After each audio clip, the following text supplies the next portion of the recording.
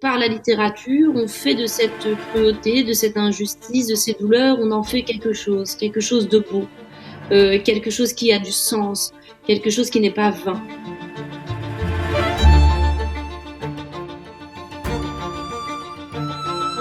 Puisqu'on va parler de fabrication de l'écriture, pour moi, au départ d'un projet, il y a la forme.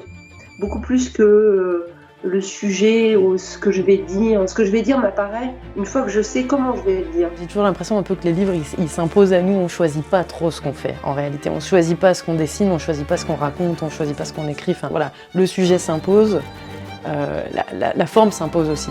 Personnellement, je crois que je ne pourrais jamais, n'étant pas historienne, je ne pourrais pas aller dans l'histoire collective, dans la grande histoire. Je ne peux raconter que les petites histoires, l'histoire de tous ces individus qui ont été touchés de près ou de loin par cette guerre. Celui que je crois être l'absolu étranger, à partir du moment où je lui donne un nom, où je lui donne une trajectoire, où je lui donne une histoire, où je lui donne une fille, où je lui donne une famille, où je lui donne des motivations pour sauver sa fille, où je lui donne une situation de persécution précise à un moment donné, est-ce que cet étranger-là ne devient pas au fond profondément familier ? Tout ça forme un tout et on l'a vu vraiment pendant un an, à travers ces mobilisations à chaque fois mondiales aussi, à chaque fois qui font florès. Donc moi, c'est ce qui me donne vraiment, qui me donne beaucoup d'espoir, c'est cette convergence-là de plein de niveaux, politique, social, écologique, économique, tout ça, c'est un seul et même flux. Et alors là, ça devient hyper puissant.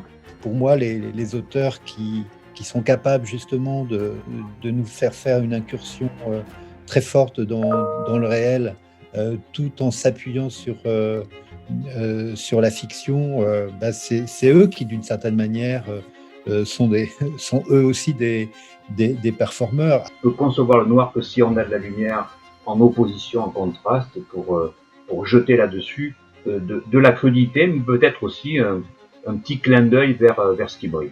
C'est comme des enfants en fait, nous racontons, nous croyons en des histoires que nous avons inventées nous-mêmes et à un moment donné ça devient même plus vrai que la vraie vie.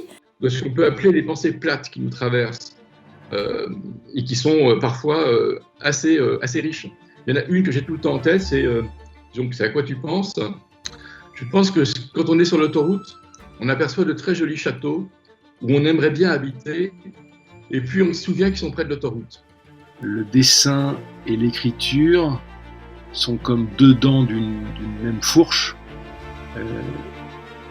Employés ensemble, ils permettent de saisir et de porter. Le rapport physique au dessin, il est spécial. Il paraît calme. Et en fait, intérieurement, ça l'est pas du tout. Donc ça, il faut gérer ça, quand même. À l'époque, moi, je ne voyageais qu'à travers la télé. J'ai jamais voyagé quand j'étais petit. Tous ces paysages, toutes ces aventures, tous ces pays lointains, exotiques, enfin voilà, c'était à travers la télé. Et en fait, tous les livres que je fais, qui sont en fait, c'est ça, quoi. J'essaie de recréer ce plaisir, ces émotions, cette excitation que j'avais quand j'étais petit.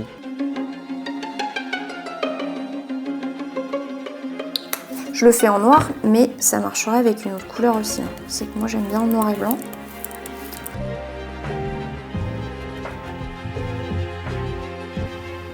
Dans l'un des hangars de la ferme, vit un petit loup qui s'appelle...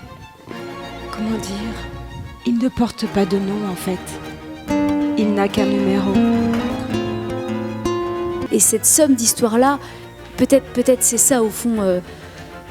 être un être humain, c'est le fait de commencer à raconter les choses. Donc le personnage de Liv Maria, il est plongé dans la littérature, mais la littérature, qu'est-ce que c'est au fond qu'une forme supérieure de conversation ? C'est une façon d'accéder à la conversation quand on est tout seul, la littérature. Pour moi, on peut retrouver ça dans les livres où c'est pour moi des capsules de temps. Dans le réel, c'est des temps parallèles presque, et on peut, avec la lecture, mettre des forces en soi, se nourrir, être porté, et c'est des capsules temps. Moi, je considère que la philosophie, c'est comme poser des gros cailloux, c'est des livres kernes pour donner des repères et s'adresser à l'intelligence et à la rationalité. Donc des repères, pas voir les choses de haut en imposant des slogans qui saturent l'espace public. Donc la littérature a quelque chose d'analytique et permet donc de comprendre notre monde, de comprendre notre relation au monde d'aujourd'hui. Et en ce sens, elle a un rôle fondamental. Elle nous permet aussi, je pense, elle permettrait aux générations futures de sauver ce qui reste à sauver grâce à la manière avec laquelle les écrivains regardent le monde et l'analysent.